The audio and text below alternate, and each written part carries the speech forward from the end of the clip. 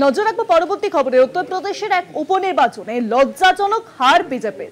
মেহমুদাবাদ নগরপালিকা নির্বাচনে সমাজবাদী পার্টির কাছে হেরে গেল এবার বিজেপি প্রার্থী পঞ্চম স্থান পেয়েছে। আসন্ন পঞ্চায়েত নির্বাচনের আগে সমাজবাদী পার্টির বড় জয়। চাপে রয়েছে কিন্তু বিজেপি। ঘটনাটি ঘটেছে উত্তরপ্রদেশে এক উপনির্বাচনে লজ্জাজনক হার বিজেপি। আরো জানাবেন নিউজরুমের সঙ্গে রয়েছেন আমাদের প্রতিনিধি নিমাই পান্তনি। মাইদা, দেখো শুভাঙ্গী, সারা দেশেই বিজেপি চাপে রয়েছে, এনডিএ চাপে রয়েছে। তার মধ্যেই উত্তরপ্রদেশের একটি উপনির্বাচন, তার যা ফলাফল তা কিন্তু একেবারে চমকে দেওয়ার মতো। এবং সেখানে দেখা যাচ্ছে সীতাপুর জেলার যে মেহমুদাবাদ বলে একটি নগরপালিকা সভাপতি নির্বাচন ছিল, সেখানে সমাজবাদী পার্টির যিনি আমির আরাফাত, তিনি ৮,৯০৬টি ভোট পেয়ে প্রথম স্থানে অর্থাৎ জিতেছেন। আর সেখানে বিজেপির প্রার্থী মাত্র ১৩৫২টি ভোট পেয়েছেন এবং পঞ্চম স্থানে শেষ করেছেন।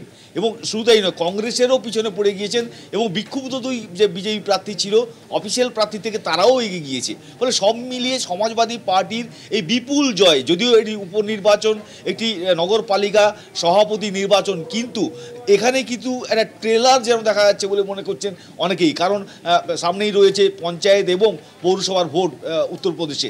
সেখানে যোগী সরকার তারা কতটা জয় নিয়ে আসতে পারবে তা নিয়ে এই যে উপনির্বাচনের ফলাফল তা প্রশ্ন তুলে দিল। এবং রাজনৈতিক বিশেষজ্ঞদের মতে যে বিজেপির অন্দরের যে কলহ, যে বনিবনা নেই নেতাদের মধ্যে, সেটাই কিন্তু প্রকাশ্যে এলো এই ফলাফলের মাধ্যমে। মানে যেখানে সমাজবাদী পার্টির প্রার্থী ৮,৯০৬টি ভোট পাচ্ছেন, সেখানে বিজেপির প্রার্থী মাত্র ১৩৫২টি ভোট পেয়েছেন। তুমি বুঝতে পারছো যে ফারাকটাও কতটা।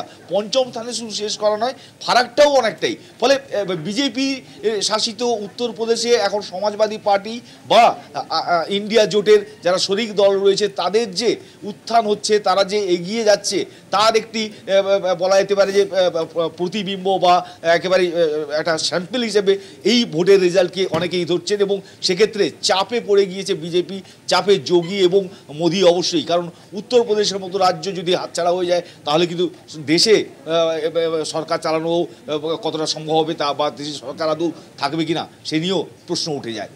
অনেক ধন্যবাদ নিমাই। নিউজরুমের সঙ্গে ছিলেন আমাদের প্রতিনিধি নিমাই পান্ডা। অর্থাৎ উত্তরপ্রদেশে কিন্তু এবার চাপে যোগী, কারণ এক উপনির্বাচনে লজ্জাজনক হার বিজেপি।